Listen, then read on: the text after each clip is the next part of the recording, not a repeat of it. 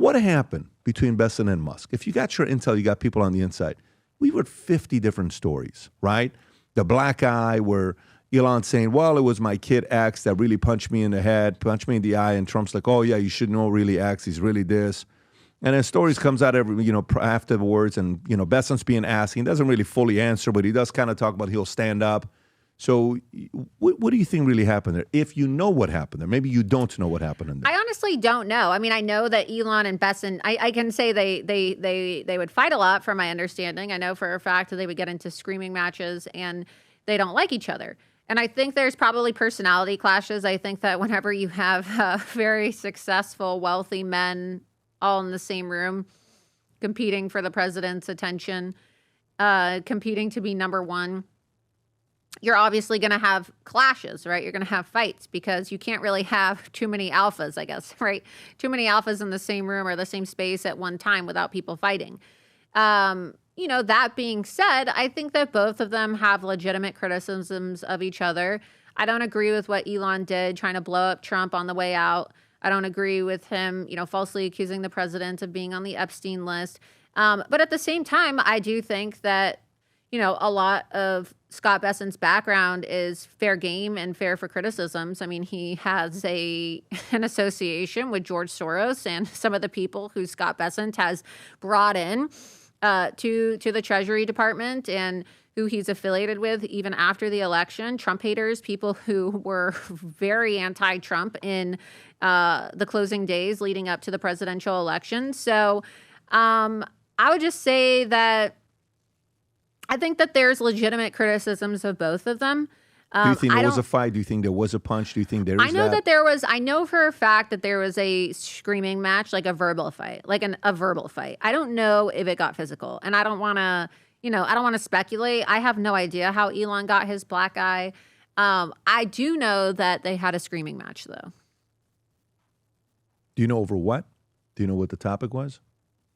Well, there were several screaming matches, but one of the screaming matches had to do with the fact that Scott Bessent, fired, but, didn't really fire because nobody really gets fired in the Trump administration, right? Relocated or reassigned Doge's pick, Elon's pick for one of the IRS positions. And he did so without consulting with him a day after he was appointed.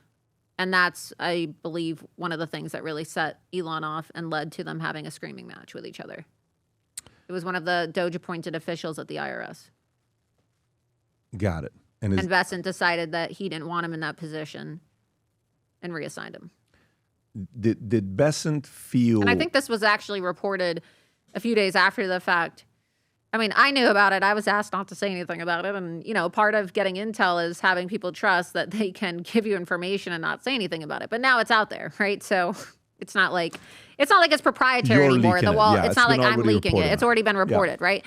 But you asked me one of the ways that I'm able to get intel. Well, I talk to some of the most powerful, richest people in the world, right? In corporate America, in politics, people all around the world. And you have to show that you can keep a secret, right? Yeah.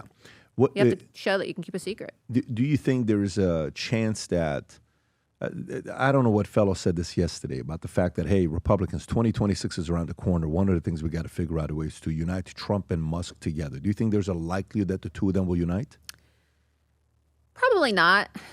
I think that there's been so much gasoline poured on the fire since Elon's last day and just all of the, the bickering back and forth, whether it be the allegations that he's on the Epstein list and, the threats about revoking and canceling the government contracts.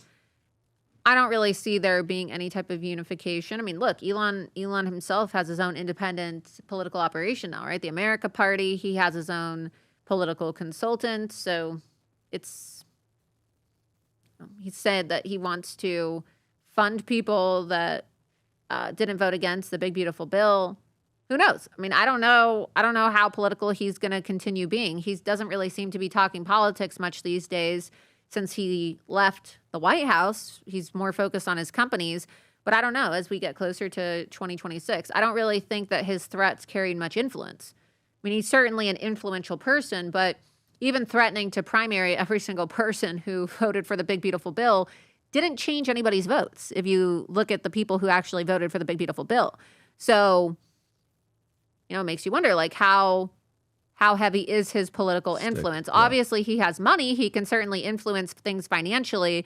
But in terms of his word against President Trump's, it's pretty obvious that people value President Trump's word more, politically speaking, that is, right, than Elon Musk's. Because if Elon's word was more powerful than President Trump's, you would have seen the entire Congress vote against the big, beautiful bill. And they didn't. So that's one way of saying, I don't think you can replace me, at least not now. But again, keep in mind, a lot of times people change. Hey, everybody, Laura Loomer here. I'm so excited to finally announce that I've joined Minnect. So please be sure that you connect with me on Minnect. I can't wait to chat with you, whether it be about politics, investigative journalism, or if you just want to talk to me about your furry friends and how you too can get involved in my passion of animal rescue. Whatever it is, I can't wait for you to connect with me on Minnect. So be sure that you contact me today. If you enjoyed this video, you want to watch more videos like this, click here. And if you want to watch the entire podcast, click here.